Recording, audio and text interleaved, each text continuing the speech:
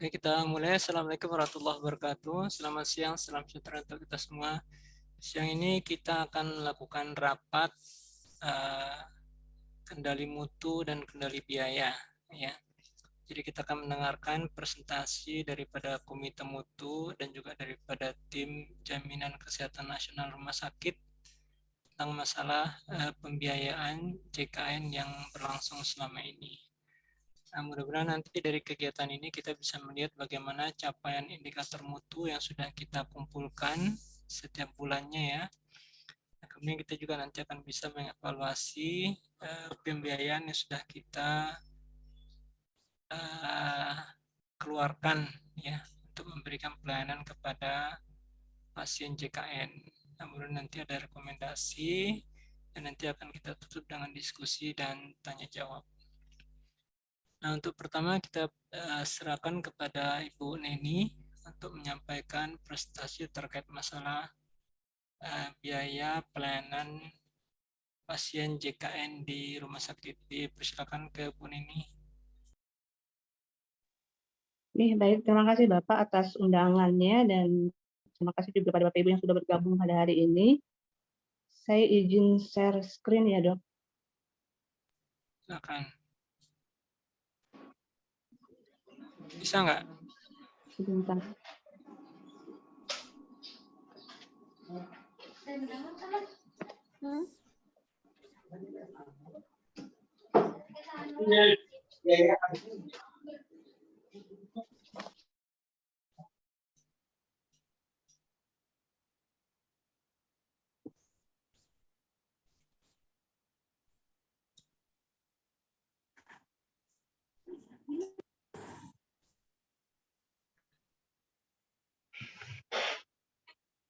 Apakah sudah bisa terlihat ya, Dok ya?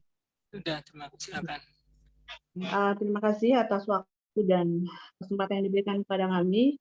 Mohon izin untuk menyampaikan rangkuman dari kegiatan pembiayaan untuk pengajuan klaim JKN di Rumah Sakit Kapuas untuk tahun 2020.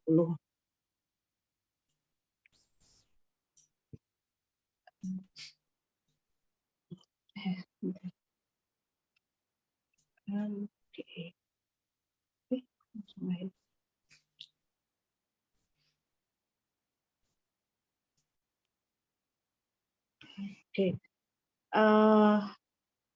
Untuk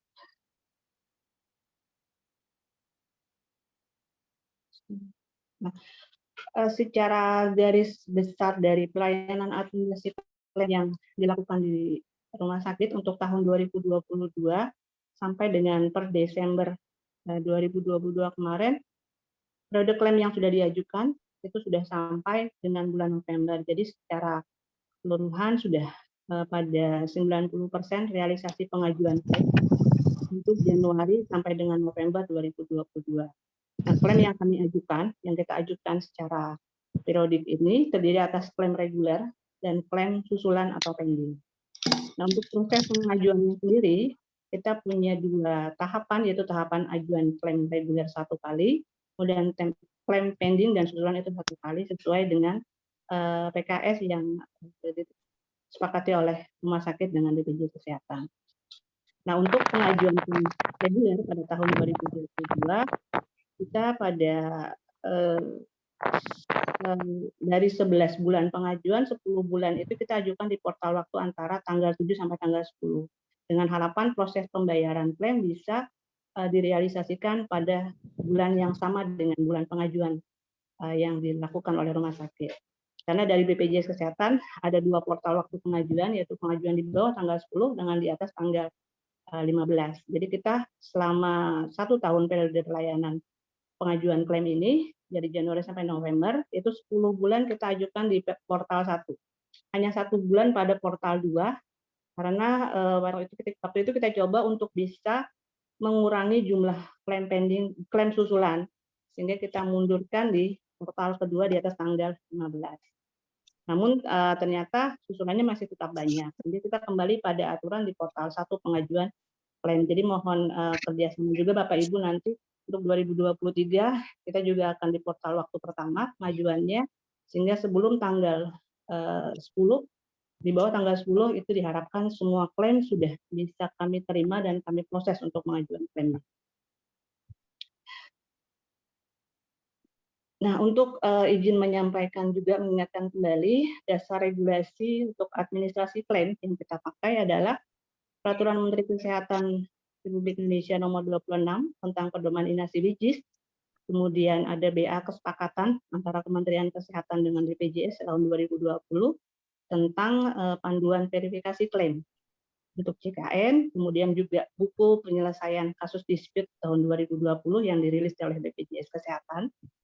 Kemudian juga dasar regulasi yang menjadi penting adalah MOU kerjasama rumah sakit dengan BPJS Kesehatan tahun 2022 yang kita sudah untuk tahun 2023 sudah rilis untuk tanda tangan kerjasama rumah sakit dengan BPJS Kesehatan.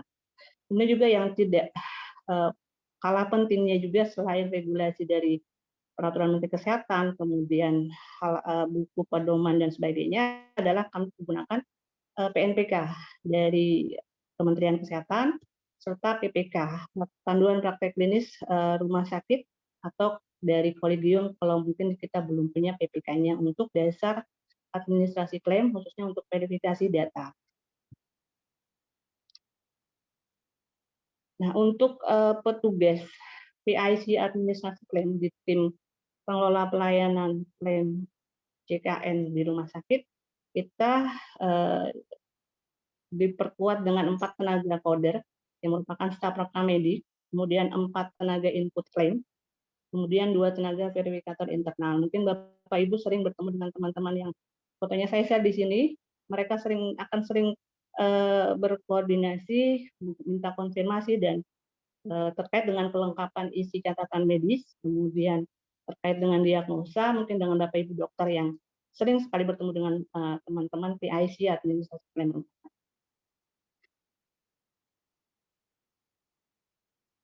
Nah, untuk klaim reguler tahun 2022 yang sudah kita ajukan, ini bisa dilihat pada grafiknya, memang cenderung meningkat dari Januari sampai dengan November.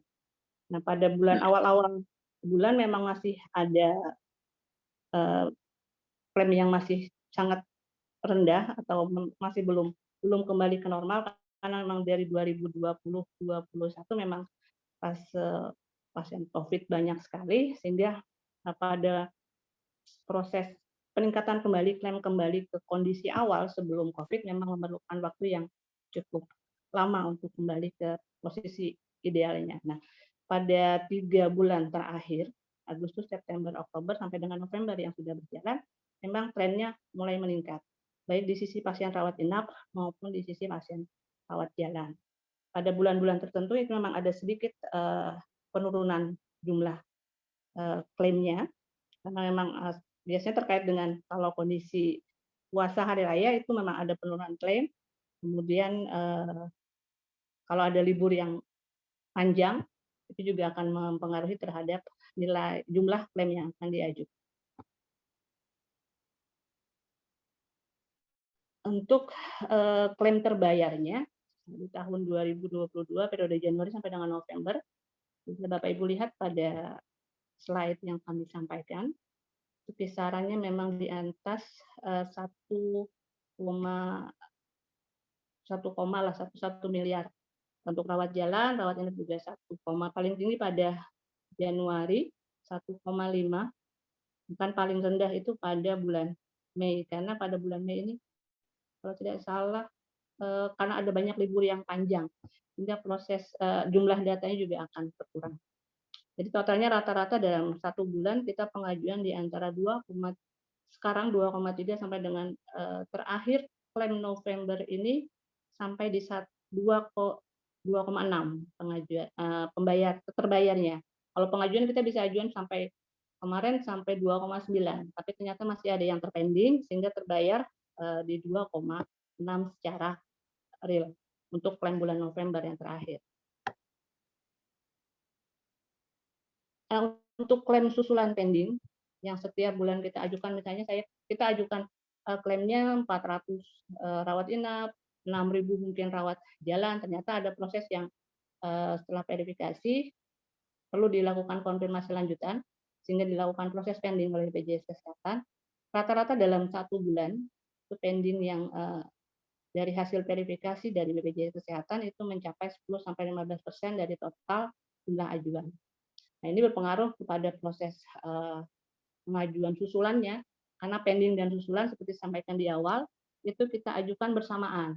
Jadi biasanya kita akan mengajukan pendingnya beserta dengan klaim susulan yang belum diajukan pada tahap pengajuan secara reguler. Kemudian ajuannya juga dilakukan setelah klaim reguler diajukan, baru kita boleh mengajukan klaim susulan dan pending. Jadi tidak bisa pending duluan, regulernya belakangan. Reguler dulu baru pending dan susulan. Nah, untuk kenapa sampai klaim itu yang kita ajukan tidak bisa 100% terbayar secara real pada pengajuan reguler, itu ada beberapa penyebab yang perlu kami sampaikan di sini.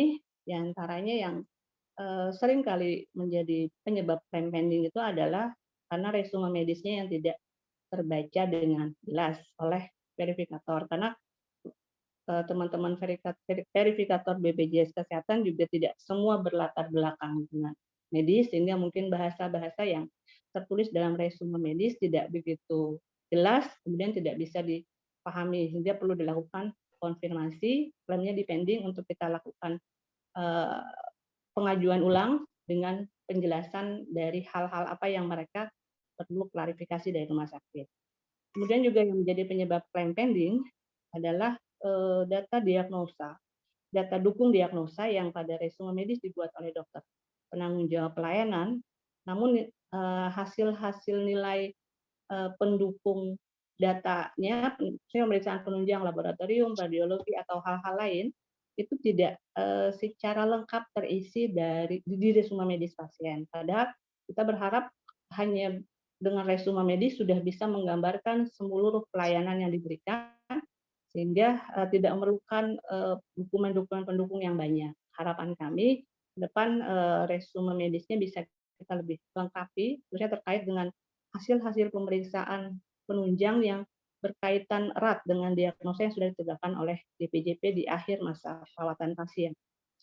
Kemudian yang juga salah satu juga jadi penyebab klaim pending adalah seleksi coding, karena masih belum sepakat antara verifikator BPJS dengan tim rumah sakit, sehingga codingnya perlu kita reseleksi, kita revisi, ataupun kita pertahankan dengan dasar-dasar argumentasi sesuai dengan peraturan Menteri Kesehatan dan dokumen pendukung lainnya. Kemudian yang juga menjadi pending, kalau kasus-kasus KLL biasanya kronologisnya yang sering terlewat. Bisa tidak lengkap atau bisa tidak terlupa oleh kawan-kawan di pelaksana administrasi klaim untuk melakukan scan dokumen yang diperlukan sebagai pendukungnya. Itu 4 hal ini yang paling sering menjadi penyebab kasus itu terpending oleh BPJS Kesehatan.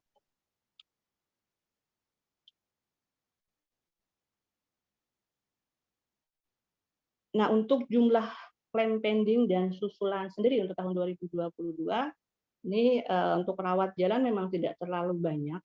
Yang memang banyak adalah dirawat inap di susulannya. Jadi pendingnya mungkin hanya 10% dari total ajuan, namun susulannya yang kemudian banyak, karena kita ajuan susulan dan pending adalah bersamaan.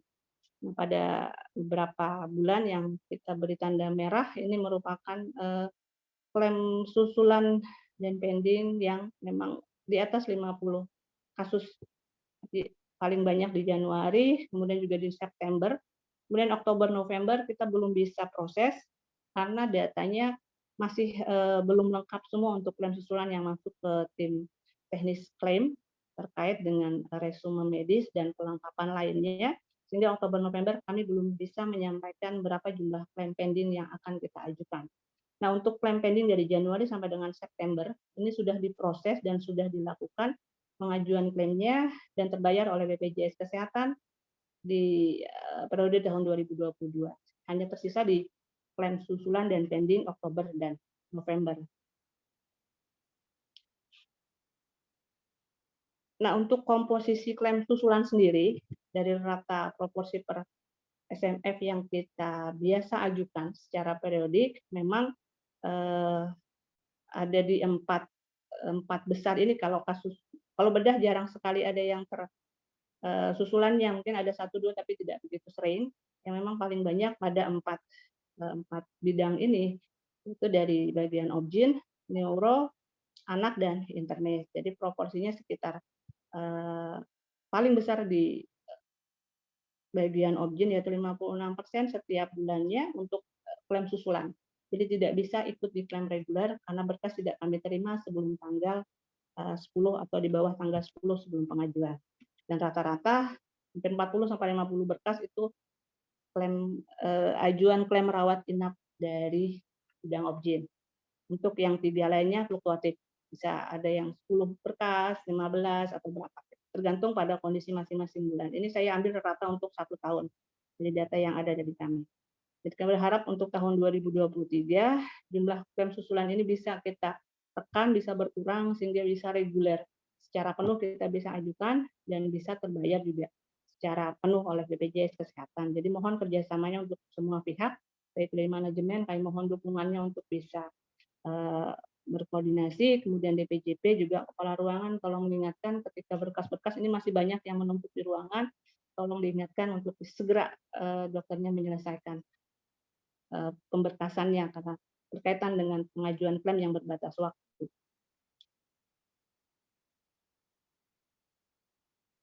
Nah, untuk maturitas klaim tahun 2022 dari hasil utilisasi review BPJS per Desember 2022 kemarin, memang kita masih belum seluruhnya memenuhi maturitas klaim di atas 95% ya untuk inap, karena beberapa kasus bayi yang kita buatkan SEP-nya itu tidak bisa diajukan karena bukan dalam kriteria bayi sakit sesuai dengan PMK 26 yang akhirnya klaimnya kita ajukan bersamaan dengan klaim ibunya. Namun dari sisi penerbitan SEP itu tidak bisa dilakukan penghapusan karena SEP-nya sudah terpakai ketika pasien melakukan proses kontrol pasca rawat inap. Jadi memang maturitas klaim kita di sisi dari jumlah SEP terbit dengan SEP yang tertagihkan masih belum matur menurut reviewnya BPJS Kesehatan tahun 2022.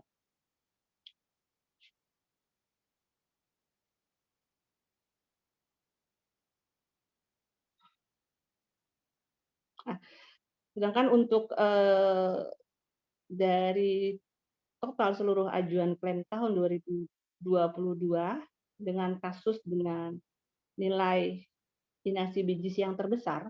Jadi untuk kasus rawat inap kami sampaikan dari beberapa kasus ini pada penyakit hipertensi dengan gagal ginjal ini menempati urutan pertama, tarif inasi bijis terbesar yang kemudian selama setahun dari periode Januari sampai November berkontribusi terhadap pembiayaan di rumah sakit. Kemudian kasus stroke ini juga peringkat kedua, dan diabetes dengan komplikasi pada sistem sirkulasi periferalnya, kemudian ada beta thalassemia karena memang kasusnya secara kasus mungkin tidak banyak beta thalassemia, tapi dari penggunaan obat menjadi besar karena ada top up obat thalassemia yang diberikan kepada penderita. Kemudian gagal ginjal yang stage 5 tanpa komplikasi dengan hipertensi juga banyak, masuk dalam 10 besar. Kasus dengan nilai CBGs terbesar tahun 2022, kemudian kasus persalinan dengan SC, kemudian kasus gastroenteritis, karena memang di akhir-akhir bulan kemarin kasus diare dan kasus gastroenteritis pada anak memang menjadi tren meningkat dari kasus yang rawat inap di rumah sakit. Kemudian bronchopneumonia, dan anemia. Ini dari 10 kasus yang dengan nilai CBGs terbesar, menyerap biaya terbesar dari CBGs untuk tahun 2022, sumber dari data e-claim tahun 2022.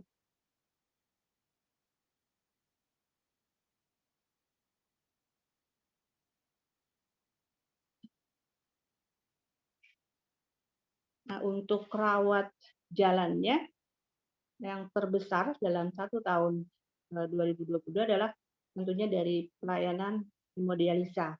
Karena dari sisi tarifnya persatuan klaim itu memang besar, sehingga menempati pada posisi pertama dari total seluruh yang diajukan klaim.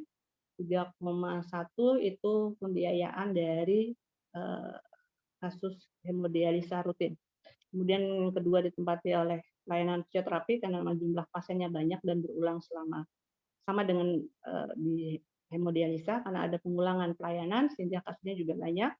Kemudian ada kasus resepan ulang, biasanya pada kasus pasien-pasien jiwa yang mengambil resep pada setiap bulannya, itu juga menjadi penyumbang terhadap serapan nilai CBG terbesar tahun 2022. Selain kasus-kasus yang lain kayak sequela of stroke, kontrol pasien rawat inap dari rawat jalan pasca rawat inap, kemudian LBP, hipertensi, DM, kemudian HNP, dan terakhir pasien yang berkunjung untuk kontrol pasca rawat inap dengan perawatan luka di rumah sakit baik bedah maupun di Objin. Itu 10 yang terbanyak dari tahun 2022 yang menyerap biaya CBG terbesar.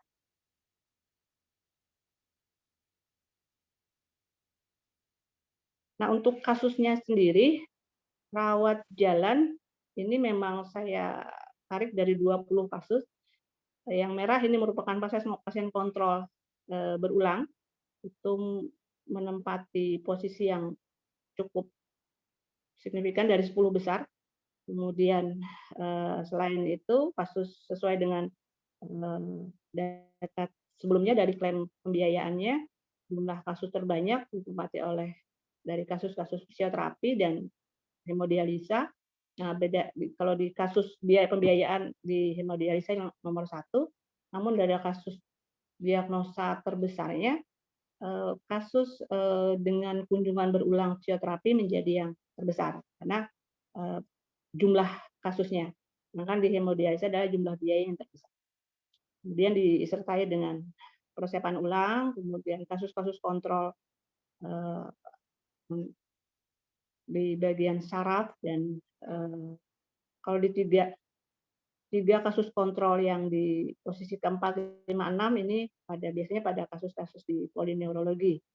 Kemudian yang selainnya di bawahnya lagi ada kasus-kasus di polipenyakit dalam, di bedah, kemudian poli jiwa, follow up examination after psikoterapi. Kemudian ada kasus-kasus baru, ini kardiomegali, pada kasus-kasus kontrol juga internis. Memang paling banyak di bagian internis, neuro, dan jiwa yang ini, serta bedah juga. Kalau anak mungkin tidak begitu banyak, tapi kalau di sini kita tidak bisa bedakan antara kelompok umurnya, bisa jadi juga di kasus-kasus yang kontrol ada kasus-kasus anak dalam ini.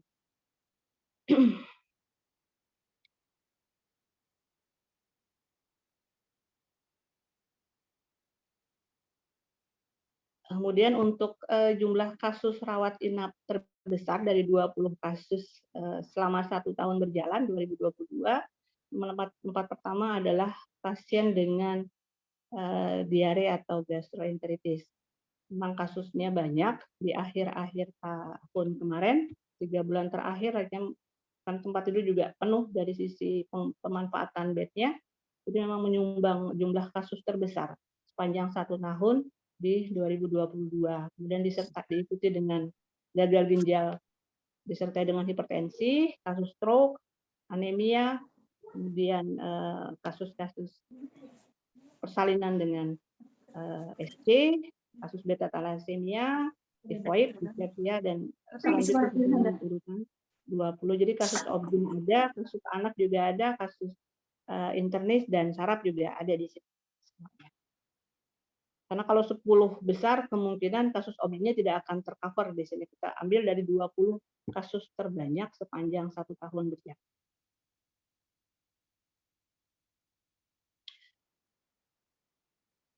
Nah, untuk rencana kerja kami di tim administrasi klaim untuk tahun 2023, pertama Tentunya untuk mencapai kualitas klaim yang baik, kita bersama-sama, kami tentu tidak bisa bekerja sendiri. Kita berharap bisa mengoptimalisasi pengajuan klaim secara reguler, minimal 75% setiap bulannya, sehingga angka susulan klaim itu bisa kita tekan. Syukur-syukur kalau bisa mencapai 80-90%, sehingga klaim susulannya tidak begitu banyak. Kemudian dari sisi SDM-nya kita akan meningkatkan kapasitas teknis dari tim coding dan PIC claim. Mungkin ada diklat yang akan kita jadwalkan untuk kawan-kawan di coder, karena memang tahun 2023 ini akan ada perubahan dari inasi BIJIS dan e-claim-nya, termasuk kaidah coding dan prosedur yang juga akan berubah secara sangat signifikan, sehingga memerlukan adanya proses belajar lagi, berlatih lagi untuk kawan-kawan di tim coding dan PIC, administrasi klaim. Kemudian juga kami berharap rencana kerja ke depan kami bisa berkoordinasi dengan baik dengan pihak manajemen, PJP, dan unsur terkait dari itu kepala ruangan dan pihak-pihak yang berkaitan dengan proses secara efektif. Kemudian juga kita akan berkolaborasi dengan tim karena memang menjadi kewajiban di rumah sakit untuk melakukan analisis kendali mutu, kendali biaya dari semua yang sudah diberikan, semua sudah dilakukan hingga bisa mencapai biaya yang efektif dan efisien. Kemudian dengan tim pencegahan fraud, karena kita menghindari betul ada kondisi-kondisi atau proses-proses baik dari pengisian catatan medis, baik dari penetapan coding ataupun penginputan data klaim yang masuk pada ranah potensi fraud, karena akan berdampak kepada rumah sakit secara keseluruhan, karena masuk dalam ranah pidana kalau tidak terjadi fraud yang memang sudah terencana dan kita tidak bisa cegah. Dan kami berharap kolaborasi di tahun 2023 dengan tim-tim semua, untuk Bapak Ibu sekalian yang dirawat inap, rawat jalan, kepala bidang, penunjang dan semuanya, sehingga bisa kita mencapai kualitas klaim yang lebih bagus untuk tahun 2023.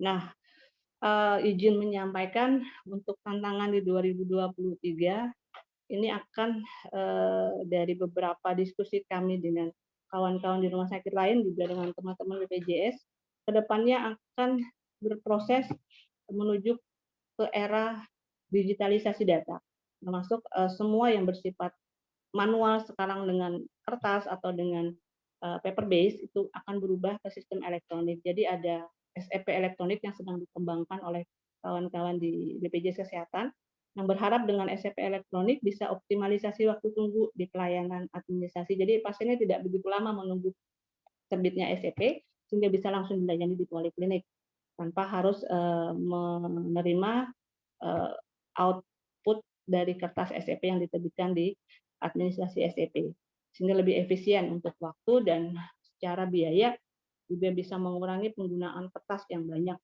di rumah sakit. Kemudian setelah ada SEP elektronik, kita akan masuk kepada ranah verifikasi elektronik. Jadi ini dimaksudkan agar bisa secara optimal verifikasi dari BPJS Kesehatan, baik secara kami internal di verifikator internal rumah sakit, kemudian eksternalnya BPJS, sehingga bisa potensi-potensi klaim pending itu bisa dikurangi. Dan ini Mama akan membutuhkan kerjasama secara teknologi dengan kawan-kawan di IT, karena terkait dengan bridging data SIM RS dengan data BPJS Kesehatan, sehingga proses verifikasi bisa dilakukan melalui data SIM RS yang ada di rumah sakit. Nah, untuk bisa SEP elektronik dan verifikasi elektronik berjalan dengan optimal, tentunya yang sangat-sangat tidak bisa kita hindari dan harus kita lakukan pada tahun ini adalah rekam medis elektronik. Kenapa? Karena ini merupakan opsi terbaik untuk bisa secara standar pengisian rekam medis. Karena rekam medis yang diisi kita bilang lengkap belum bisa dibuktikan. Karena bisa lengkap secara tulisan namun tidak bisa diverifikasi, juga tidak akan bisa menghasilkan klaim yang bagus. Akhirnya secara standar rekam medis elektronik menjadi satu-satunya pilihan untuk bisa pelayanan pengisian rekam medis itu secara standar bisa dipenuhi. Kemudian rekam medisnya bisa lebih berkualitas, dan ini juga menjawab tantangan di antara SCP elektronik dan verifikasi elektronik.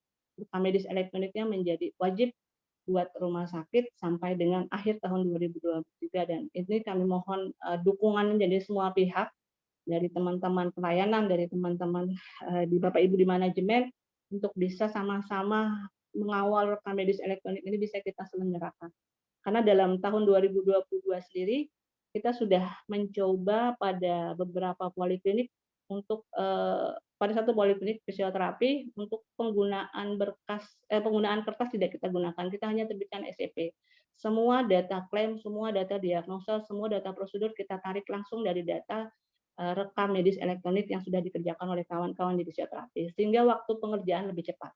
Tanpa harus menunggu berkas datang, kami sudah bisa melakukan proses coding, bisa melakukan proses entry, dan verifikasi bisa lebih cepat. Dibanding harus menunggu kertasnya harus diambil, kemudian dirapikan, di coding, di entry, dan kemudian di scan ulang, itu membutuhkan waktu yang cukup banyak dan menghabiskan masa pengerjaan secara administrasi klaim. Berbeda ketika dengan sistem elektronik klaim yang kita coba di poliklinik fisioterapi, pada satu hari pelayanan, pada hari berikutnya sudah bisa proses entry dan verifikasi kalau dia dilakukan secara real time. Kembali lagi kepada kita mau cepat, langkah-langkah yang harus diambil adalah juga harus sama-sama bergeraknya dengan cepat.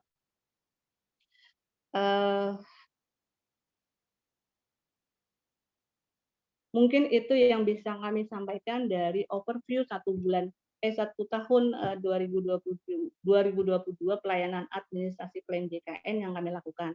Mohon maaf, memang kami tidak bisa menyampaikan di sini terkait dengan penggunaan dari dana yang sudah kita ajukan dan dibayar, karena memang kami tidak memiliki data untuk mengolah itu. Teman-teman di bidang lain yang bisa memberikan data bisa menambah masukan kepada overview yang sudah kami sampaikan. Mungkin itu saja dari kami, Bapak. Terima kasih atas waktu dan perhatiannya. Assalamualaikum warahmatullahi wabarakatuh. Assalamualaikum warahmatullahi wabarakatuh. Terima kasih Bu Neni. Untuk selanjutnya kita serahkan kepada Ibu Yuliza sebagai Ketua Komite Mutu untuk menyampaikan presentasinya. Silakan Bu Yuliza.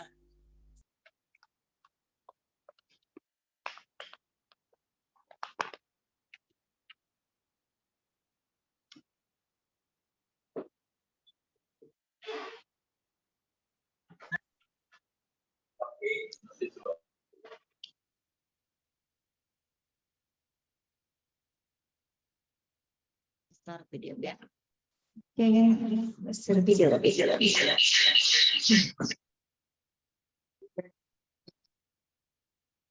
Oke Pak, apakah suara saya kedengaran? Bisa Bu, silakan. Ya, terima kasih atas kesempatannya. Ini saya akan menyampaikan data indikator mutu yang sudah terkumpul dan indikator-indikator mutu yang akan digunakan nanti untuk nilai akreditasi ini terdiri dari 3 bagian, yaitu indikator nasional mutu, indikator mutu prioritas rumah sakit, dan indikator mutu prioritas unit. Mohon maaf sebelumnya untuk tampilan penyajian hari ini dalam bentuk Excel aja ya Pak ya, karena memang data ini dalam proses diolah. Jadi memang belum matang, belum bisa ditampilkan secara reagregasi antar waktu dalam trimester keempat ini, karena ada beberapa unit yang memang sedang proses melengkapi indikator mereka, kemudian ada juga yang sudah lengkap. Nah, data-data yang bisa saya sampaikan di sini yang sudah pada dasarnya sudah lengkap sebagian aja, belum 100%. Untuk indikator instalasi rawat inap itu bulan Oktober dan November ini sudah pada dasarnya sudah lengkap semua.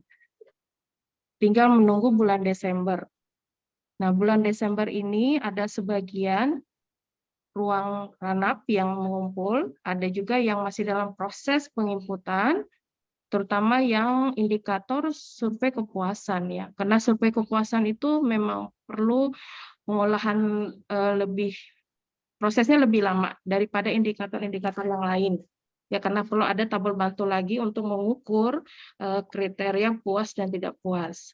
Dan ini juga akan menjadi kesulitan dari tim pengumpul data. Masih ada yang belum memahami bagaimana mengolah data-data itu ketika survei kepuasan sudah terisi. Nah, di sini bisa kita lihat Bapak dan Ibu untuk indikator, khusus untuk indikator unit rawat inap, pada indikator 1 ada 11 unit rawat inap di sini, mulai dari ICU, perinatologi, Anggrek, VIP Melati, Mawar Dahlia, Cempaka, VK, Kenanga, Tanjung, dan Teratai. Selama bulan Oktober, November data sudah masuk semua.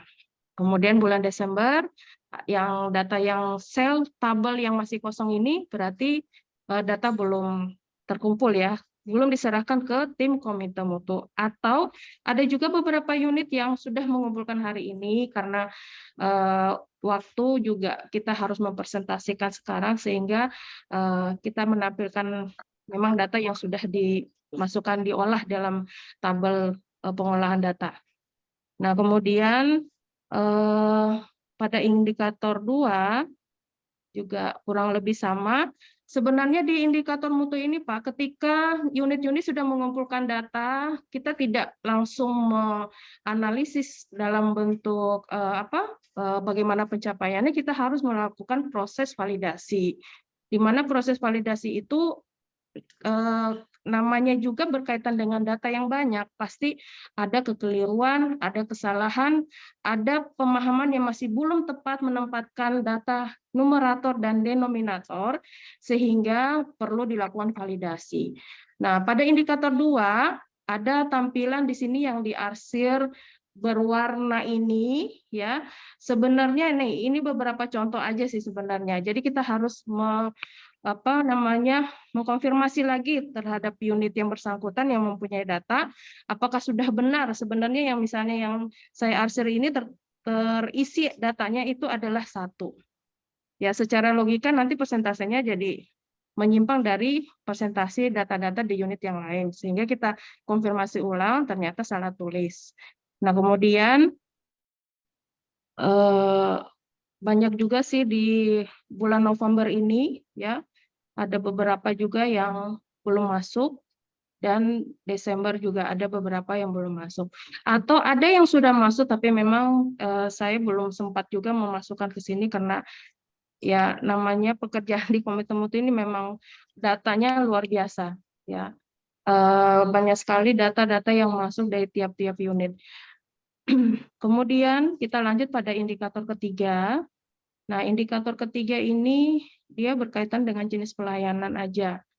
Nah, sehingga ada kode-kode angka 135 ini maksudnya pelayanan, apakah pelayanan bedah, pelayanan anak, tergantung dari tiap-tiap rawat inap ya.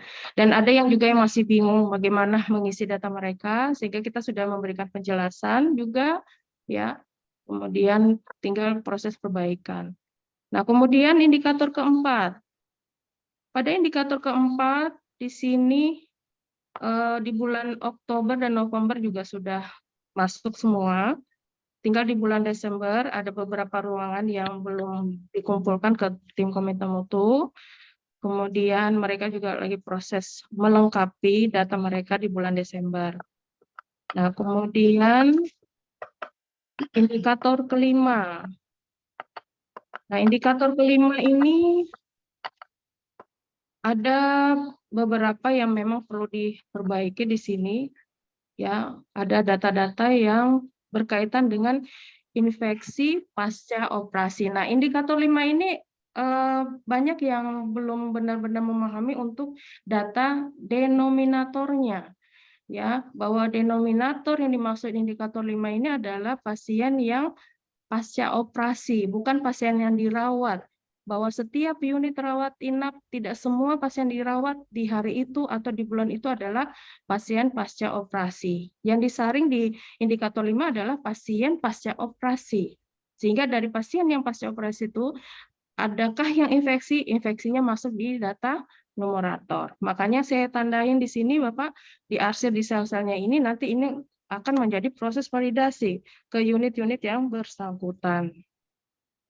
Sehingga kita memang belum bisa mereagregasi, kita harus membenarkan dulu data-data ini. Kemudian indikator 6. Indikator 6 kejadian infeksi nosokomial ya. Kalau bulan Oktober November ini sudah terisi semua, bulan Desember sama dengan indikator yang lain ada beberapa unit yang belum mengumpulkan. Nah, kemudian ada satu ruangan mawar ini saya tandain karena dia jumlah pasien dirawat berbeda dengan indikator yang lain yang juga denominatornya adalah jumlah pasien. Misalnya ada beberapa indikator yang denominatornya sama, yaitu jumlah pasien. Di indikator yang lain 220, ternyata di sini 222. Berarti ada salah ketik atau apa, tapi tetap kita harus menanyakan ke sumber data tersebut ya, ke unit dan pengumpul data. Apakah ini salah isi, salah input atau gimana ya. Supaya data ini bisa sinkron dengan data-data indikator yang lain yang memang jenis datanya sama. Nah, kemudian indikator 7 juga. Nah, ini yang juga sering masih belum benar-benar paham. Ada beberapa unit yang dalam mendefinisikan denominator. Yang diminta dari data denominator di sini adalah berapa kejadian pasien yang yang harus dikurangi kejadian pasien jatuh. Sehingga di sini supaya persentasenya 100 itu jangan sampai, kalau 0 di sini asumsinya bahwa semua pasien yang dirawat di ruang ini adalah mengalami kejadian jatuh sehingga persentasenya rendah seperti ini ya. Jadi kita harus memperbaiki lagi data-data ini. Nah, kemudian indikator 8, kematian pasien lebih dari 48 jam. Datanya sudah sebagian besar sudah masuk, sama dengan indikator yang lain. Kemudian kejadian pulang paksa, juga demikian. Ya, mungkin bisa dilihat Bapak Ibu, data ini jelas nggak tulisannya terlalu kecil ya? Bisa jadi ini.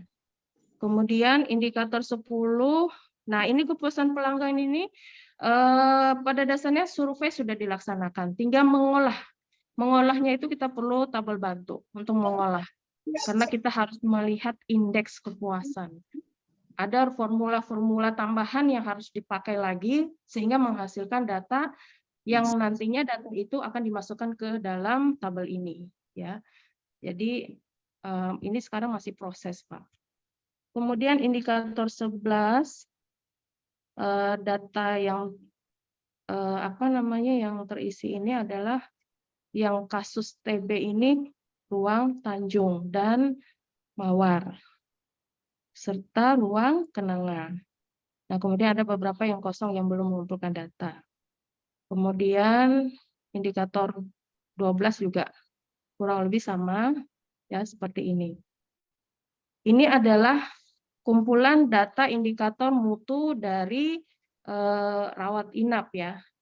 Khusus untuk indikator mutu rawat jalan, itu data yang sudah masuk itu baru 2 poli. Poli anak dan tadi baru masuk poli gigi. Tapi belum sempat diolah, Pak. Jadi saya terima aja datanya, kita nanti lihat waktunya kita akan olah. Kemudian, jadi kalau dilihat ini yang untuk rawat jalan ini masih sedikit sekali datanya masuk. Jadi mohon kerjasama pada kepala ruangan dan juga pengumpul data untuk kerjasamanya segera mengumpulkan. Karena proses kita di Komite Mutu ini banyak sekali prosesnya. Tidak hanya data itu dimasukkan ke dalam tabel, tapi kita harus menganalisisnya. Bagaimana pencapaiannya, sesuai nggak dengan target. Ketika pencapaian rendah, baru kita bisa memilih indikator mana yang menjadi prioritas. Sesuai dengan pembimbingan Dr. Jimmy kemarin bahwa dari sekian banyak indikator itu harus dilihat dulu pencapaiannya, dari pencapaian yang rendah dipilihlah yang paling rendah itu yang menjadi prioritas supaya ada upaya perbaikan. Nah, dimohon kerjasama dari Bapak dan Ibu yang belum mengumpulkan datanya, terutama di poli rawat jalan ya, segera mengumpulkan datanya. Kemarin di grup sudah disampaikan dan ditawari juga kalau misalnya ada kesulitan, silakan konsultasikan ke tim komite mutu. Kita akan membimbing, memfasilitasi, mengajari di mana kesulitannya. Kemudian yang berkaitan dengan unit-unit yang lain, minggu keempat bulan Desember kemarin, kita sudah keliling ke setiap unit supervisi untuk menyampaikan bahwa nanti di bulan Januari tahun 2023 data itu seharusnya sudah masuk di tim komite mutu supaya kita di tim komite mutu bisa menyelesaikan pekerjaan melengkapi elemen-elemen penilaian di dalam Pokja PMKP. Kenapa pencapaian kami di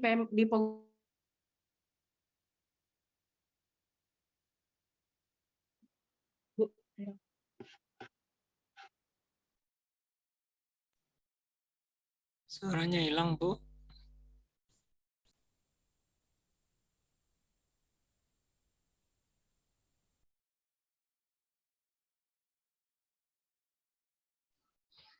Suaranya Bu hilang. Bu Yuliza, suaranya hilang. KP masih sekitar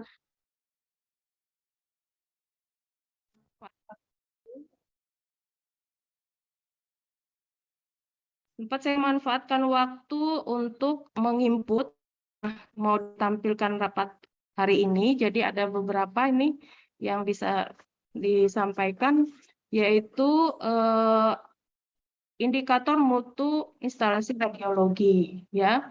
Bulan Oktober, November, Desember pencapaiannya seperti ini, sudah lengkap.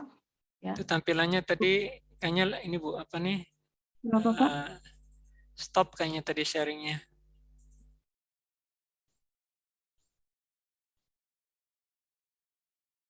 Coba di slide share lagi, di share screen lagi.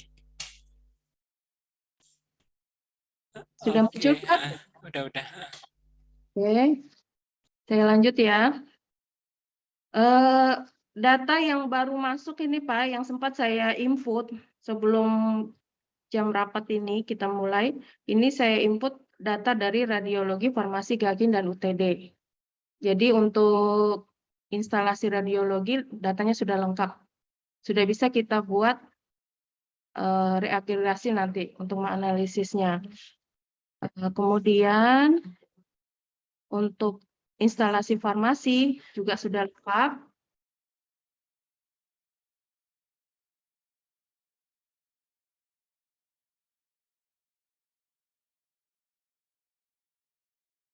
Kemudian instalasi farmasi juga sudah lengkap Pak ya. Tinggal kepuasan ini. Kalau instalasi farmasi kan ada indikator kepuasan pasien atau pelanggan. Ini juga dalam proses mengolah. Surveinya sudah selesai, tinggal mengolah data itu.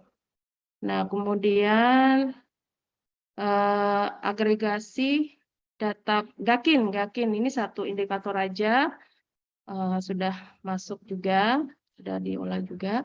Kemudian indikator UTD, datanya sudah kita terima, datanya seperti ini, pencapaiannya juga seperti ini. Dan kemudian ada juga beberapa yang sudah masuk tapi nggak sempat dimasukkan di tampilan ini Pak. Ya, nanti kita akan melanjutkan pekerjaan itu. Nah, kemudian ini berkaitan dengan indikator Pak. Kalau di PMKP ini kan selain indikator mutu, kita juga sebenarnya melaksanakan survei budaya keselamatan pasien. Oh iya, saya ketinggalan tadi Pak. Ini untuk kelengkapan rekam medik, untuk rekam medik ya Pak ya. Untuk kelengkapan rekam medik, ini saya munculkan dulu, saya tampilkan dulu Pak. laporan kami di rekam medik. Di rekam medik ini ada 4 indikator. Indikator yang pertama sudah kita olah dan analisis. Indikator kedua, 3 dan 4 lagi proses. Dan rasanya indikator apa kemarin Mbak Ari yang tidak yang apa? Ada datanya nggak ada itu. Daftar tunggu ya. Ada satu indikator yang kesulitan, waktu tunggu. Waktu tunggu penyediaan dokumen rawat inap apa jalan kemarin? Berjalan. Rawat jalan itu kenapa? Agak kesulitan kita mendapatkan datanya. Nah, untuk inform consent itu lagi proses di input karena data itu memang tidak jelas apa kelengkapan data dokumen-dokumennya itu kita harus kumpulkan tiap hari ya. Tidak yang maksudnya kita ambil di aplikasi CMS. Jadi kita harus lihat dokumen rekam mediknya dulu.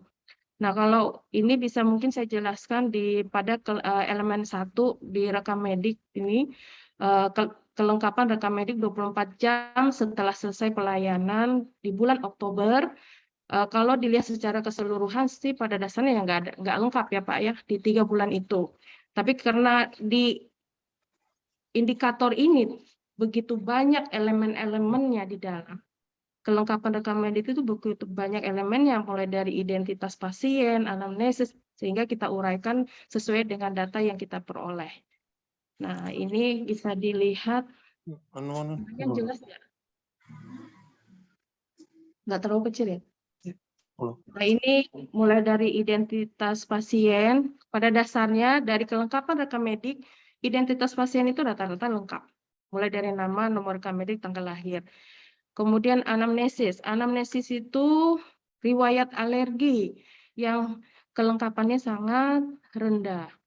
Dan juga riwayat penyakit dahulu dan riwayat penyakit keluarga. Nah, kemudian elemen yang berikutnya, rencana asuhan, pelaksanaan asuhan, tindak lanjut, itu pada dasarnya sudah lengkap. Kemudian di dalam resum ini kan banyak sekali elemennya ya, sampai 16 elemen data. Nah, kita uraikan lagi di sini bahwa yang sangat rendah kelengkapannya yaitu hasil konsultasi, alergi, kemudian hasil laboratorium belum selesai, kemudian diet, instruksi anjuran dan edukasi, itu khusus untuk data yang di bulan Oktober. Nah, kemudian untuk bulan November kurang lebih sama sih Pak ya. Di identitas pasien itu lengkap. Kemudian yang anamnesisnya itu yang kelengkapannya rendah, reaksi riwayat alergi, riwayat penyakit dahulu, riwayat penyakit keluarga. Kemudian di dalam resumnya ini di bulan November ini persentasenya sangat rendah di sini. Hampir semua elemen datanya, kecuali identitas pasien. Ini di bulan November. Nah, kemudian di bulan Desember juga kurang lebih sama sih kondisi datanya bahwa di resum ini elemen-elemen datanya persentasenya sangat rendah. Nah, ini yang khusus untuk rekam medik elemen penilaian indikator 1. Nah, indikator 2 masih dalam proses dan indikator 3. Baik itu untuk informasi tentang data indikator yang sudah kita peroleh di tim mutu dan sudah diolah. Yang lainnya yang belum masuk lagi proses, Pak. Kemudian informasi tambahan lagi dari tim komite mutu bahwa kita sudah melaksanakan survei keselamatan pasien. Kita kasih rentang waktu untuk pengisian formnya, Google Form-nya itu 2 minggu, dan ternyata sampai tanggal hari ini pencapaian masih sangat rendah. Tidak sesuai dengan target sampel. Dari 595 karyawan rumah sakit, kita memerlukan 234 sampel responden, dan itu dari hasil perhitungan rumus Lovin. Nah, kemudian selama 2 minggu menyebarkan link agar daftar responden itu mengisi survei, ternyata pencapaiannya tidak sesuai ya. Kalau dilihat di sini pencapaiannya tertanggal 1 Januari, dan saya cek tadi nih, hari ini juga tidak ada perubahan. Jadi jumlah respondennya itu di bagian A 99 orang, bagian B 69 orang, bagian C 65 dan seterusnya. Ini tidak ada yang sama ini. Yang seharusnya itu sama semua. Berarti ada yang mengisi survei ini tidak tuntas sampai poin atau bagian H. Sehingga kita kesulitan di sini mencapai targetnya juga enggak nyampe ini, baru 42%. Dan rencananya kami kemarin hari Sabtu sudah mengadakan rapat tim komite mutu untuk kita sepakat untuk melaksanakan survei ulang. Karena begini Pak, kalau pelaksanaan survei ini itu pun sudah kita tetapkan pengambilan sampel dan sampelnya pun tidak mencapai, kesimpulan apapun yang kita buat itu tidak akan representatif, tidak akan mewakili dan menggambarkan keadaan budaya keselamatan di lingkungan rumah sakit kita. Sehingga kami sepakati akan melaksanakan survei ulang secara manual dengan menyiapkan daftar kuesioner lagi, tidak lewat HP ya, supaya kita bisa mantau. Dan juga kita akan membagi, kita sama-sama tim semua bergerak nanti ke unit-unit untuk menyebar formulirnya atau kuesionernya. Supaya nanti kita betul-betul bisa, karena nanti hasil dari survei ini kan dijadikan program nanti Pak. Program tentang manajemen risiko, budaya keselamatan itu memang harus benar-benar dikumpulkan datanya. Karena kalau tidak tercapai jumlahnya itu nanti tidak terpercaya hasilnya nanti. Nah, itu progresnya. Nah, kemudian yang menjadi kesulitan kami di tim komite mutu juga yang berkaitan dengan laporan insiden. Kami sebenarnya ingin mengadakan in-house training sih sebenarnya. Setiap unit-unit itu bagaimana supaya mereka lebih terpapar dengan informasi-informasi yang berkaitan dengan laporan-laporan insiden. Kemarin kita ada melakukan survei kecil-kecilan aja sih, sebenarnya beberapa orang menanyakan apakah sudah pernah mendengar istilah-istilah insiden ini. Rata-rata mereka menjawab sudah lupa. Nah, berarti kita harus penyegaran lagi. Nah, untuk itu inilah yang menjadi bagian dari tugas kami di tim komite mutu untuk memfasilitasi agar bagaimana setiap unit, baik manajemen klinis maupun non-klinis, agar bisa melaporkan kejadian-kejadian atau daftar risikonya ya, karena kesulitan kami melengkapi di elemen manajemen risiko. Manajemen risiko itu kan harus membuat daftar risiko. Daftar risiko tingkat rumah sakit itu akan bisa dibuat kalau tiap-tiap unit sudah mengumpulkan daftar risikonya. Nah, kalau tiap-tiap unit belum mengumpulkan daftar risikonya, maka kita belum bisa membuat daftar risiko tingkat rumah sakit. Sehingga itulah kenapa pencapaian kami persentasenya di elemen penilaian tidak bertambah karena memang kita terhenti di situ. Kemudian juga dengan laporan insiden. Mungkin ini laporan insiden ini perlu dipahami. Ada beberapa kejadian kemarin laporan insiden yang ketika bisa ditangani di unit itu, sehingga seolah ya tidak perlu membuat mau ditangani atau bisa ditangani, tetap kita harus komite mutu harus mendapatkan laporan. Dan itulah yang menjadi kelengkapan elemen penilaian di Pokja PMKP. Nah, ini juga kemarin kita sudah rapatkan sama Dr. Edwin. Itu rencananya kita akan mengadakan rapat nanti setiap kepala ruangan untuk mensosialisasikan lagi atau menyampaikan lagi beberapa informasi-informasi yang berkaitan dengan laporan-laporan insiden, supaya laporan-laporan itu ada dan bisa dilaporkan. Saya rasa mungkin itu saja ya Pak ya, informasi yang bisa kami sampaikan dari tim komite mutu. baik yang berkaitan dengan indikator-indikator pengumpulannya dan juga tentang program budaya keselamatan dan manajemen risiko. Saya serahkan kembali ke Dr. Fajar. Ya, terima kasih Bu Yuliza. Jadi kita sangat bersyukur ya di awal tahun ini kita bisa melihat gambaran kita di 2022 dan juga nanti persiapan kita untuk memperbaiki semuanya di 2023 ini. Nah, sekarang kita dihadiri oleh Dewan Pengawas ya. Jadi tadi saya lihat ada Pak Pandit, kemudian ada Pak Purwanto. Kami persilakan Pak Pandit dan Pak Purwanto sebagai Dewan Pengawas Rumah Sakit untuk menyampaikan masukannya. Terima kasih. Silakan. Halo, tes. Silakan Mas Pak Pur. Dokter. Terima kasih. Assalamualaikum warahmatullahi wabarakatuh. Assalamualaikum warahmatullahi wabarakatuh. Selamat siang Bapak Ibu sekalian.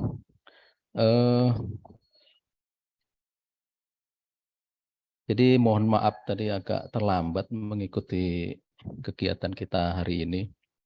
Tadi saya masuk tadi udah sampai ke ini ya. Saya lihat tadi terkait dengan adanya tantangan kita, tantangan rumah sakit untuk di tahun 2023. Tadi disampaikan salah satunya terkait dengan semuanya kita diharapkan serba digital gitu ya, serba elektronik. Jadi saya kira ini perlu kesiapan rumah sakit untuk menghadapi itu. Jadi mau tidak mau kita harus bisa melaksanakan tidak kalah dengan rumah sakit yang lain gitu ya, melaksanakan tuntutan. Yang ingin saya sampaikan adalah kesiapan kita ini untuk menjalankan program-program tadi. Tentu sebaik apapun programnya, sebaik apapun rencana, kalau tidak didukung dengan anggaran mungkin ini tidak akan bisa berjalan dengan baik. Jadi anggaran SDM ini perlu saling bersinergi untuk menjalankan itu. Nah, terkait dengan anggaran, saya kira kalau ini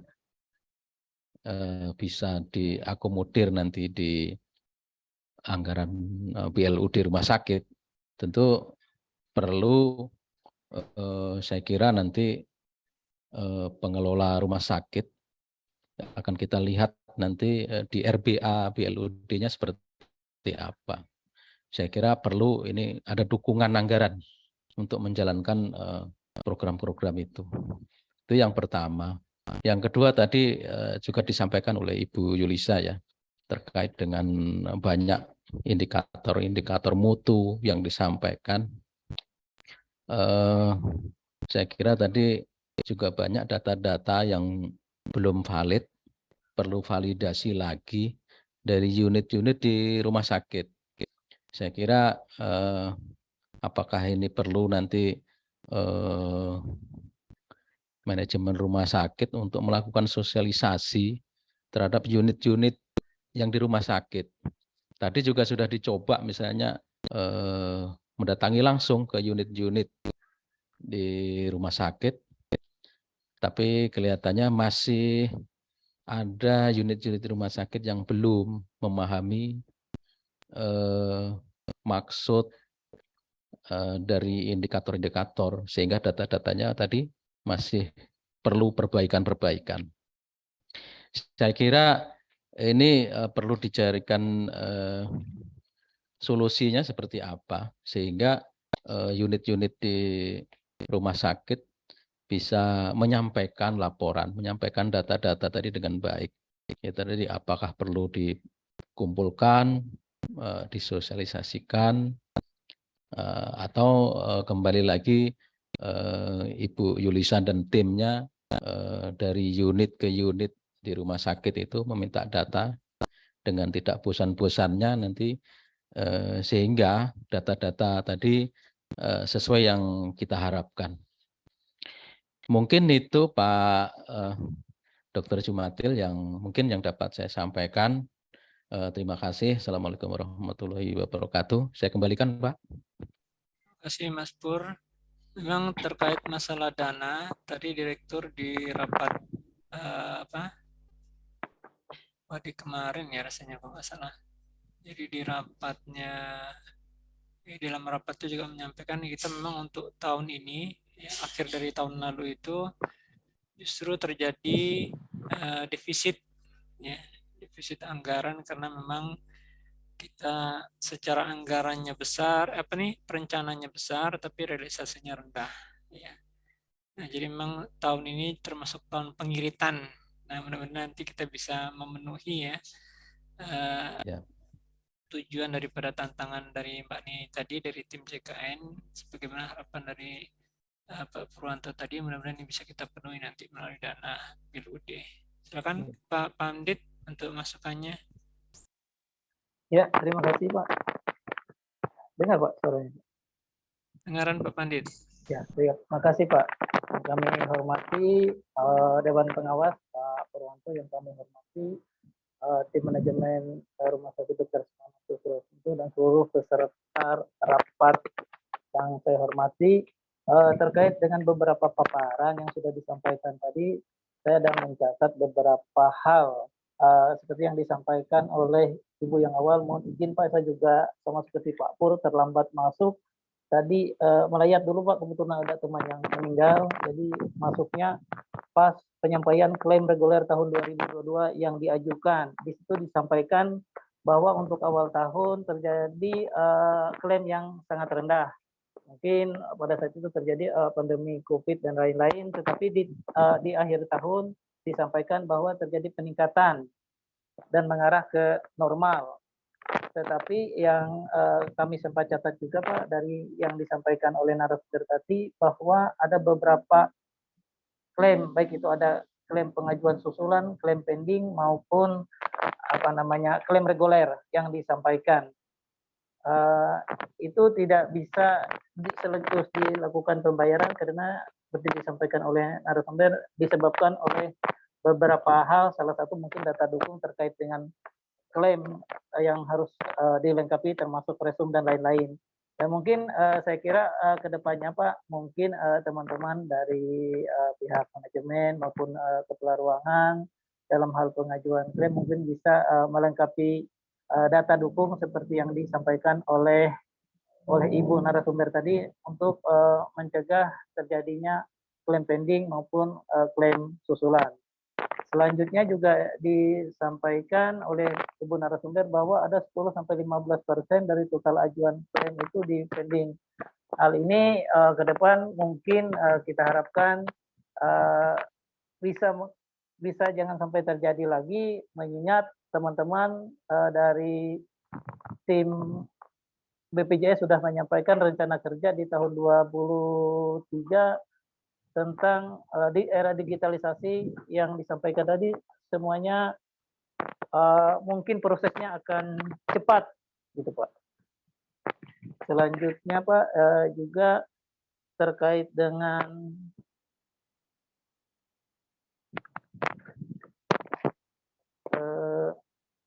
rencana kerja ini juga sangat penting Pak. Kami juga dari Dinas Kesehatan belum ada Pak dalam hal tim kendali mutu, kendali biaya dan juga PRAUD.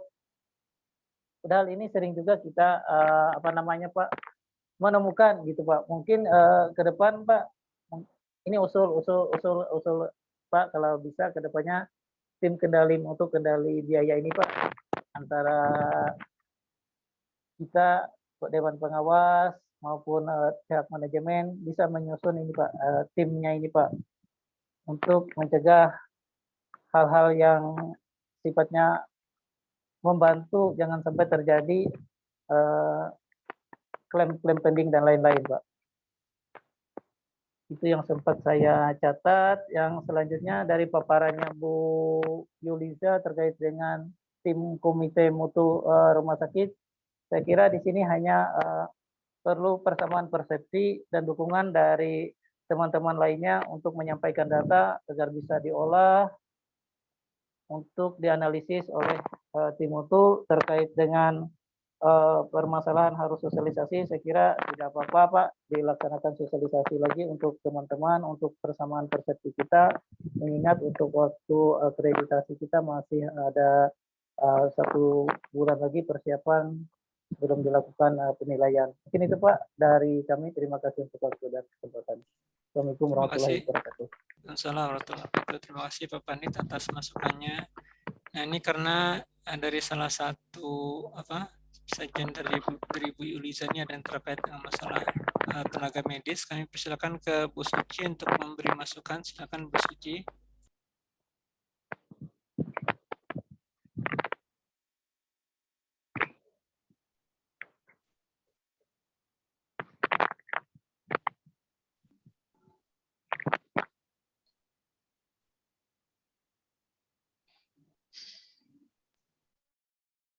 Bu Suci lagi mode ini. Untuk Pak Fajar, mungkin Pak Edel, Pak Fajar. Oh, silakan Pak Edel. Iya, terima kasih Pak Fajar dan juga Bapak Ibu peserta Zoom pada hari ini.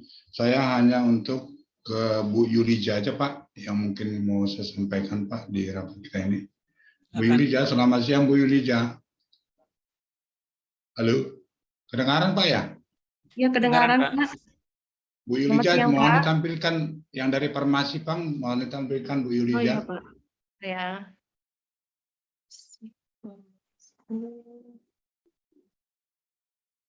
Ini ya Pak. Belum kelihatan Bu.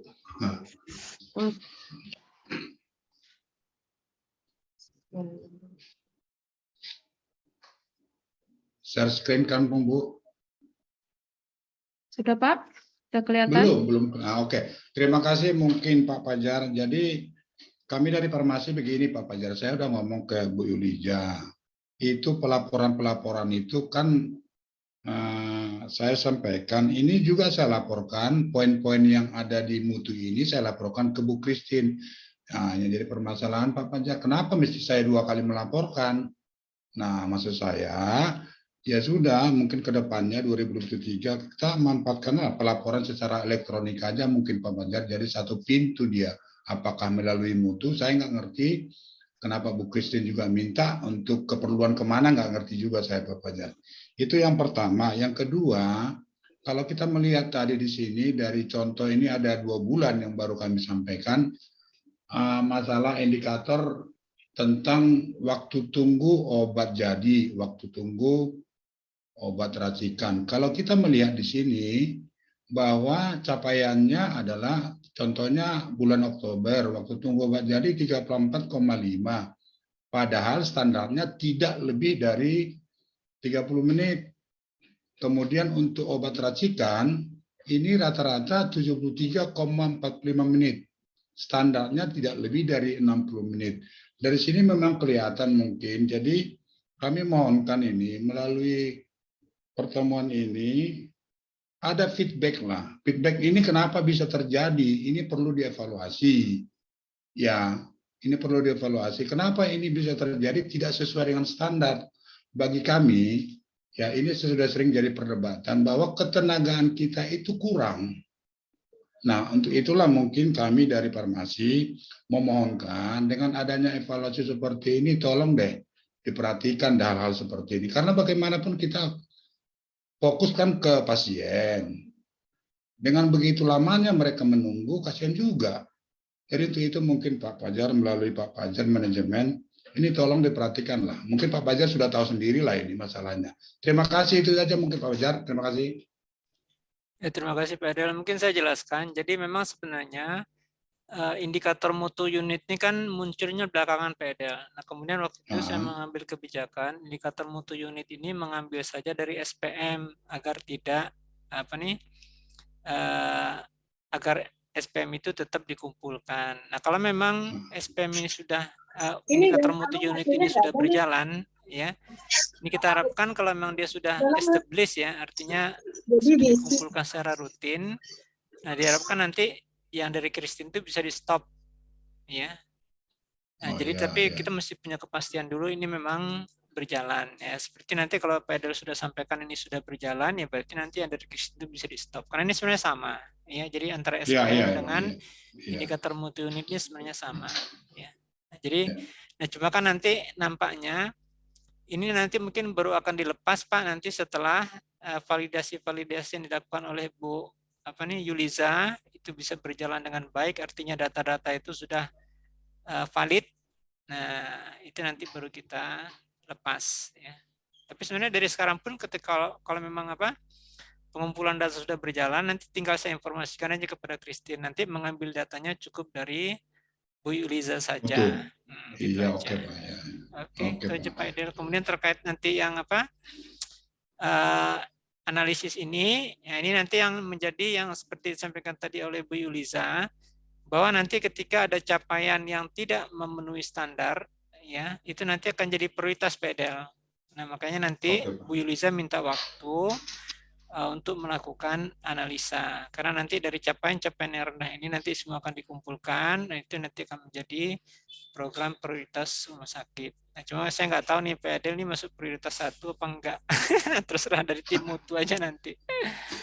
Oke Pak. Oke, itu penjelasannya. Oke Pak, terima kasih Pak Jumatin. Oke, silakan dari Bu Suci tadi apa Bu Suci ini lagi ke pertemuan lain kali ya? Bu Suci monitor. Nah, lagi enggak. Kalau enggak ada, saya persilakan dari yang lain kalau ada yang mau memberi masukan terkait apa yang sudah disampaikan oleh Bu Neni. Nah, mungkin dari saya dulu deh untuk Bu Neni ya. Bu Neni sebelumnya. Oke, silakan Mbak Dwi.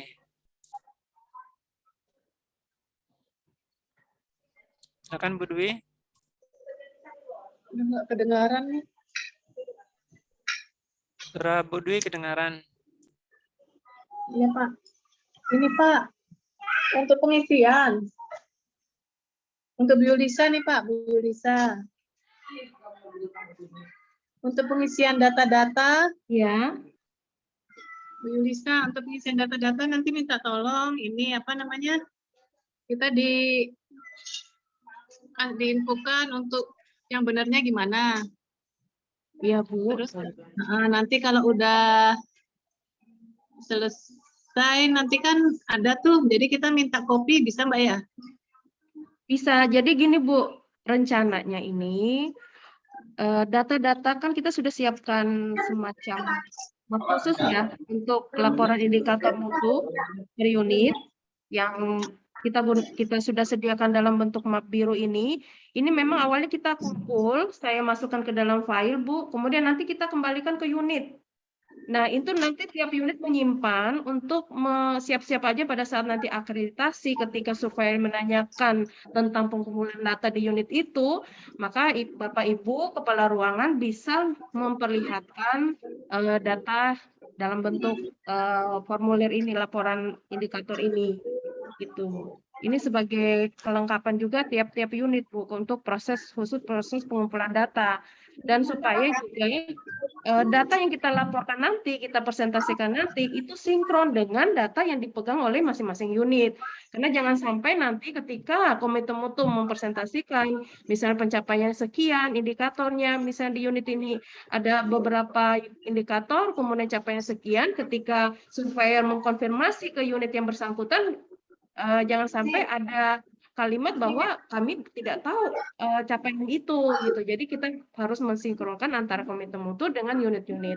Jadi data-data yang sudah dikumpulkan Bapak dan Ibu tiap-tiap unit yang kita sudah sediakan dalam bentuk map formulir data dan juga dalam bentuk file, ada dua Bu ya, dalam bentuk formulir dan juga dalam bentuk file Excel, itu kita akan kembalikan dan juga filenya juga harus disimpan di PC masing-masing.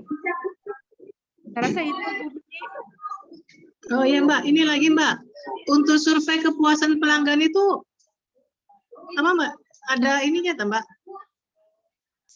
Nah, untuk survei kepuasan ini memang Bu prosesnya agak lama mengumpulkan dibanding indikator lain karena kita harus menggunakan tabel bantu. kita harus menyediakan tabel bantu pun juga tidak sama setiap unit, tergantung pertanyaan-pertanyaannya seperti apa, jumlah pertanyaan seperti apa. Karena kita harus menggunakan formula-formula tertentu untuk menentukan ketika menyimpulkan hanya menggunakan 2 kriteria antara kriteria puas dengan tidak puas, maka kita harus menghitung dulu berapa jumlah maksimal total indikator dengan jumlah pertanyaan. Ada hitungan-hitungan tersendiri, Bu. Sehingga, tapi itu kita dari tim komite mutu sudah memfasilitasi hitungannya. Tinggal komite mutu menyediakan file inputan. Dari file inputan itu akan ada kolom terakhir itu sudah otomatis teridentifikasi kriterianya dia masuk di puas atau tidak puas. Sama seperti yang rawat inap itu sudah jalan. Dengan rawat jalan ini masih dalam proses. Kemudian nanti kita sesuaikan dengan unit-unit yang lain karena memang kita harus melihat dulu daftar-daftar pertanyaan dari kuesioner formulir kepuasan pasien itu apa pertanyaannya. Seperti itu, Budi, gimana? Oh ya, enggak Mbak, ini kan lab ini kan ada buat tuh form untuk kepuasan pelanggan. Iya. Kita takutnya sih nanti dasarnya kan dicari tuh. Iya. Nah, jadi tadi kan kita ngisi tuh, satu hari kita ngasih ke pasien itu nggak banyak sih, cuma 1 atau 2 pasien.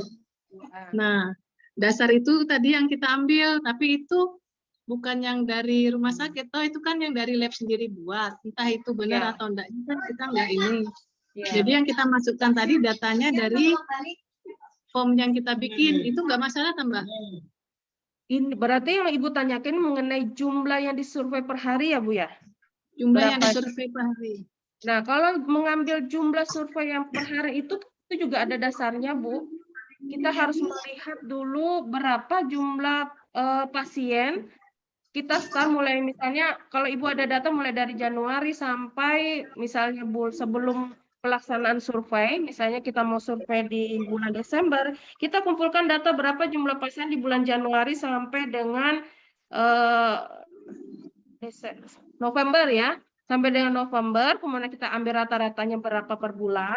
Dari rata-rata per bulan itu kita ambil menggunakan teknik sampling dengan rumus Lovin. Sebenarnya pengambilan sampel itu banyak sih caranya, Bu. Apakah menggunakan rumus Lovin, menggunakan tabel Richard, GCI konsultan, atau Morgan, itu banyak, Bu, caranya. Dan itu kita dari tim komite mutu memfasilitasi, tinggal Ibu memberikan informasi berapa jumlah data pasien per bulan. Nanti kita akan siapkan file khusus lagi sebagai tabel bantu untuk menginput data kuesioner-kuesioner yang sudah diisi oleh responden di lab ya, Bu ya.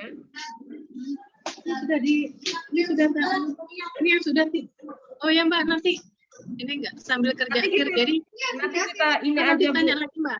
Iya, nanti kita bisa diskusikan di waktu yang khusus, Bu, khusus untuk lab. Kita harus lihat dulu formulanya seperti apa, berapa jumlah pertanyaan. Iya Mbak, nanti saya diskusi sama Pian. Iya, oke, makasih Bu. Iya. Oke, ini karena waktunya terbatas ya, mungkin Bu Yuliza, apakah program komite mutu ini sudah ditandatangani oleh Dewan Pengawas atau belum? Sudah Pak, tanggal sebelum Natal kemarin Pak. Sudah aman ya. Okay. Minggu kedua Desember. Oke, makasih. Terus untuk Bu Neni dulu pernah ada analisa ya. Jadi dari klaim yang kita lakukan itu dikurangi dengan ABHP, kemudian dikurangi dengan obat, gitu. Sehingga nanti ada analisanya gitu Bu Neni. Nah, bisa nggak dibikin lagi nanti untuk pertemuan bulan depan itu ada analisa lagi seperti kayak apa? Tadi kan sudah ada ya yang biaya termahal misalnya segala. Mungkin nanti di lebih rinci lagi Bu Neni ininya apa? Analisisnya dengan memasukkan unsur data yang dimiliki oleh farmasi, laboratorium gitu. Sehingga nanti kita bisa tahu sebenarnya apa yang harus kita efisiensikan dan lain-lain. Ya kan Bu Neni?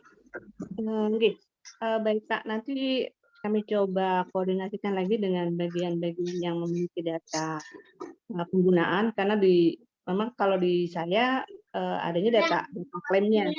Sedangkan data pemakaian, data yang dikeluarkan oleh rumah sakit memang kami tidak memiliki data tersebut. Nanti saya coba koordinasikan dengan pihak yang memiliki data untuk bisa kita kolaborasi mengolah datanya untuk bulan depan, Pak. Siap. Terima kasih. Mungkin Nah, ini Pak karena Fajar, silakan Pak Edel. Pak Fajar, mungkin kami ada waktu juga Pak nanti. Kami kan mau evaluasi.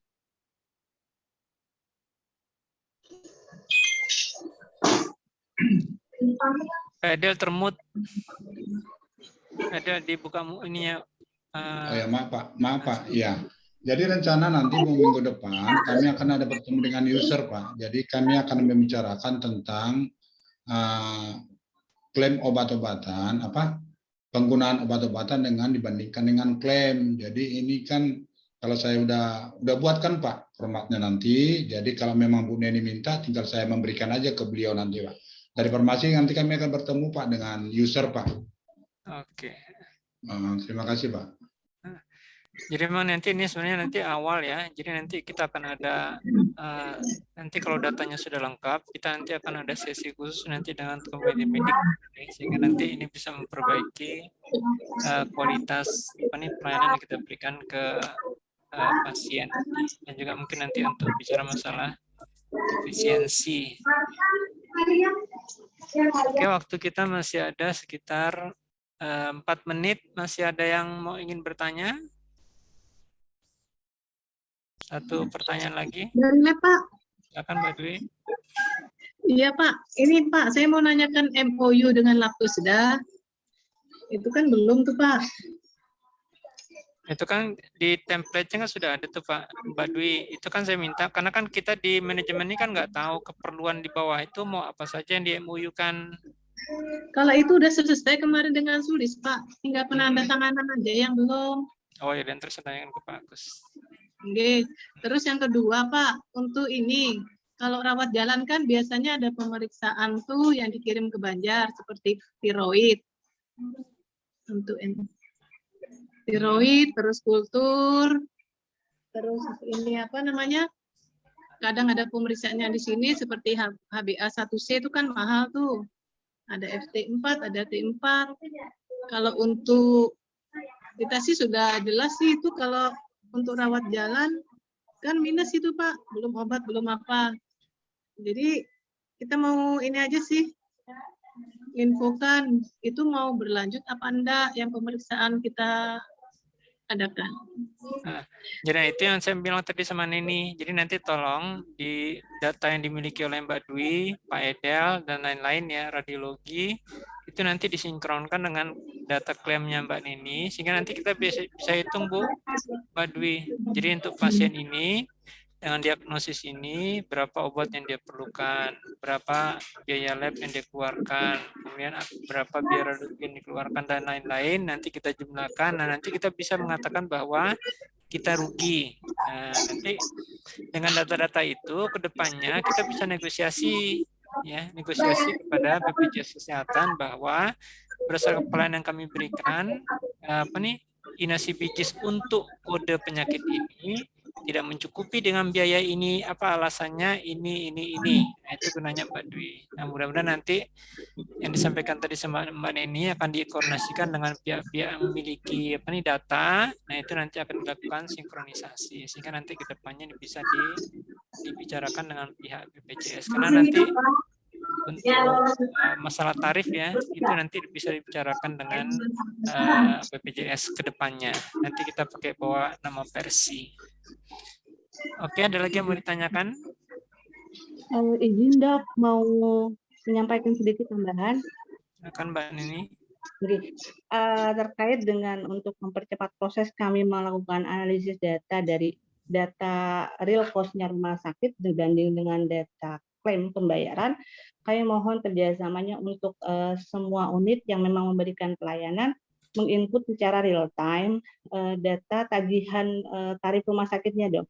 Karena kalau dalam proses klaim kita selalu menyandingkan antara nilai luaran dari hasil output klaim inasibijisnya dengan data costing rumah sakit. Nah, costing rumah sakit kita menggunakan data Perbup. Jadi mohon bantuannya seperti misalnya di radiologi, kemudian laboratorium yang memang ada pemeriksaan, mohon penginputan data billingnya lebih tertib karena itu berkaitan dengan berapa banyak yang dikeluarkan rumah sakit pembiayaannya dibanding dengan yang kemudian dibayar oleh BPJS Kesehatan. Nah, beberapa memang kendala kami yang sekarang masih berjalan adalah memang input data di SIM RS-nya tidak semua tertib, ada yang tertinggal. Khususnya paling sering adalah ketika pelayanan misalnya laboratorium dilakukan di unit gawat darurat sebelum pasien masuk rawat inap. Itu seringkali tidak terinput data billing tagihannya sehingga data real cost rumah sakitnya menjadi tidak akurat untuk bisa disandingkan dengan data luaran dari inasibijisnya. Mungkin mohon kerjasamanya untuk Bapak Ibu yang di bidang-bidang tersebut, radiologi, kemudian di radiologi dan laboratorium, juga di farmasi, karena farmasi pasti real time input obatnya, karena kami akan tarik data dari SIM RS aja Pak. Jadi kalau kita tanya satu persatu akan memakan waktu banyak, kita akan menggunakan apa data yang masuk dalam SIM RS dari billing rumah sakit, itu akan kita olah sebagai data luaran output cost-nya rumah sakit yang dikeluarkan untuk pelayanan per pasiennya. Mungkin itu Pak tambahannya, mohon dibantu untuk semua pihak. Terima kasih. Terima kasih Mbak Nini. Jadi sesuai yang disampaikan oleh Mbak Nini tadi, berarti nanti input ya dari semua instalasi penunjang diharapkan untuk bisa diperbaiki. Oke, ini sudah lewat dari 14.30. Terima kasih atas kehadiran semuanya. Nanti kalau ingin mendengar lagi ya, insya Allah nanti akan kita upload ini ke YouTube-nya rumah sakit. Oke, dari saya cukup sekian. Terima kasih atas kehadiran semuanya. Saya tutup. Bila taufiq hidayah. Assalamualaikum warahmatullahi wabarakatuh. Waalaikumsalam warahmatullahi wabarakatuh.